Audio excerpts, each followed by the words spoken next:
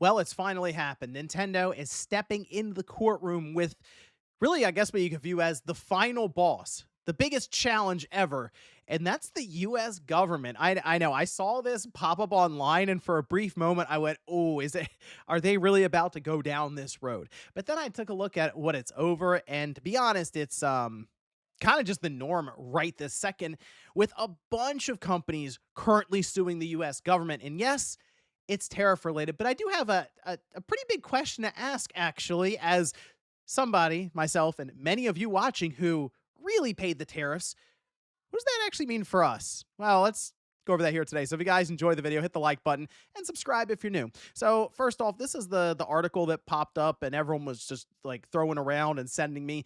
Nintendo suing US government over tariffs. Okay, Nintendo of America is suing the United States government over the sweeping tariffs President Donald Trump put in place last year, according to a complaint filed Friday in the U.S. Court of International Trade obtained by Aftermath. In fact, they did link to it here. This is the entire filing here, which you can go through, and I'll have it linked down below.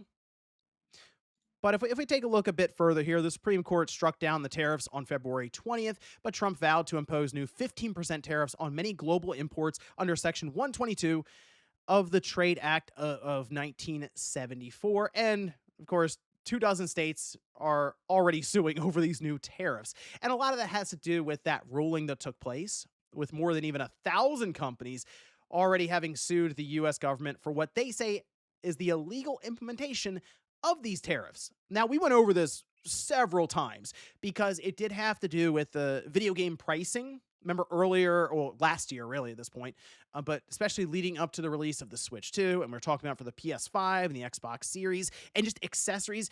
Basically, everything was going up in price on the gaming side, let alone just across just about all goods and services in the US, but definitely in gaming. So while the consoles were like at the primary spotlight, if you looked around the consoles, controllers went up in price, subscription services, other accessories, even if it was a couple dollars here and there, it was all really to make up for the idea that as items are coming in that are manufactured outside of the U.S., there would be money that would have to be spent just to get them into the U.S. All right, so even for example, I would order things off of eBay from Canada, and I would actually get notifications like, "Hey, you got to spend another $15 to get this thing into the US." And it was separate from the eBay listing with shipping and the price of the item.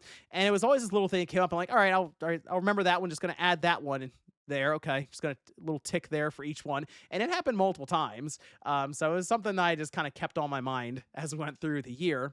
But basically, what happened February 20th? Yes, the Supreme Court struck down the implementation of those tariffs. And I mean, you can see here, we claim only as we must limit a role assigned to us by Article 3 of the Constitution. Fulfilling that role, we hold that IEEPA does not authorize the president to impose tariffs. And remember, it was all over the board, constantly shifting and changing. It was hard to know what tariffs would be for any one country like the following week.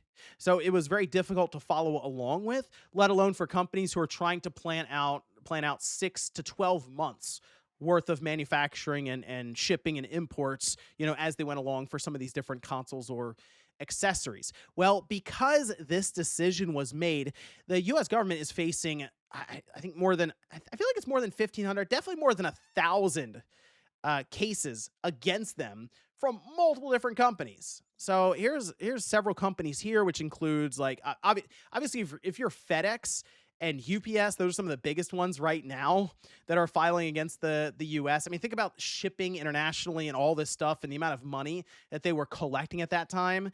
And even then, having to raise prices just around shipping services.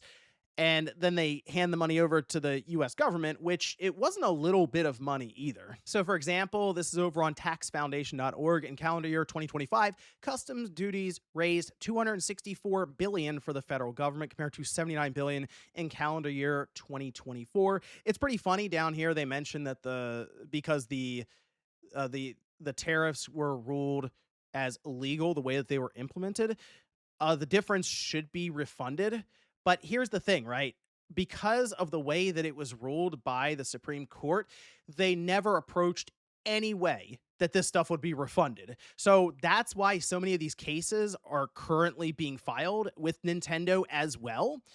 It's because they all realize that while they're ruled illegal the way they're implemented, there's nothing really pushing the government to refund the money to these different companies. So they all kind of have to go about it this way. And that's why there's more than 1,000 cases right now. And this have all happened very, very quickly. As again, February 20th is when this ruling came through. So just from then to now, you're seeing a lot of these cases pop up with Nintendo also involved. But here's kind of my question around a lot of this, right? So while we're like, oh, Nintendo's suing the US government, and no, it's not around the social media stuff that's been happening where you see what White House using Pacopia and say it's just like that's just memes, is whatever. But here, this becomes kind of frustrating, I feel like, for many people out there who are just trying to live their lives day to day, who go, oh, okay, cool. That means that so they refund the companies and then the companies refund the customers because let's face it, a lot of these companies, they just figured out ways to raise prices somewhere down the line for customers out there. And I mean, we all saw it. Cost of living went up anywhere from $1,000 to $2,000 per year last year per household, right? So things just in general got more expensive on top of prices that have already been going up. So you assume, oh, okay, cool. That money will then be refunded back to the people who paid it, not necessarily just the companies who raised prices to cover that.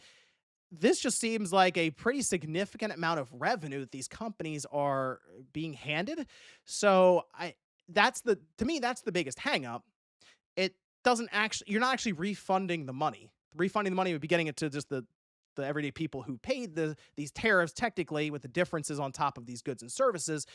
No, it's just these companies are about to get a significant bump in their like revenue, their bottom line for having to go to court and fight with the government. But just based on this ruling currently, it seems kind of straightforward. And I think that's why so many of them are indeed filing suit. Now, right now, again, the government is placing the 15% tariff. That still seems kind of temporary just based on the ruling that has happened. So I'm really curious how that even works out and how long that's ongoing.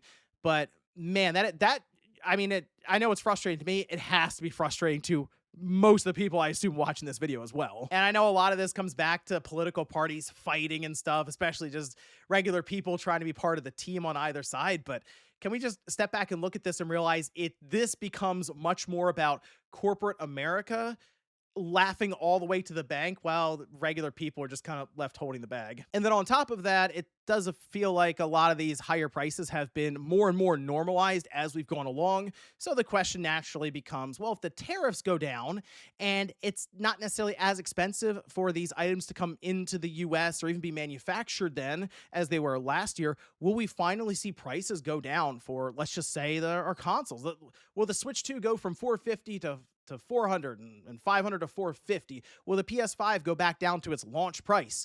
Will the Xbox Series stop being $650? Probably not. I mean, that's just, again, it's the pricing being normalized. These companies competing with themselves year over year. They probably don't necessarily want to drop the price right this second because a lot of these systems are still selling pretty quick. The Xbox excluded, sure, but like the PlayStation 5 and the Switch 2 continue to sell really, really well. Maybe they do get to a position where they have to lower prices because sales slow down, but then there's also the whole thing around the current RAM squeeze and parts going up in price. So it's just a disaster. It's like a mess right now, and I have no idea how you figure that out when it comes to refunding the money, other than hey, these companies are going to have a really, really good fiscal year once all this stuff gets given back to them that, well, most of us just hand it over to them for really nothing. I don't know. Let me know what you guys think about this, though, down below. What solution could there really be for refunding this money that was discussed with tariffs on goods and services, but definitely on the video game side where, trust me, I know it is an expensive hobby and it only got more expensive over the last year with tariffs that turns out weren't actually legal in their implementation anyway. Let me know down in the comments. I'm sure that should go very well. Thanks guys for watching, and I'll see you next time.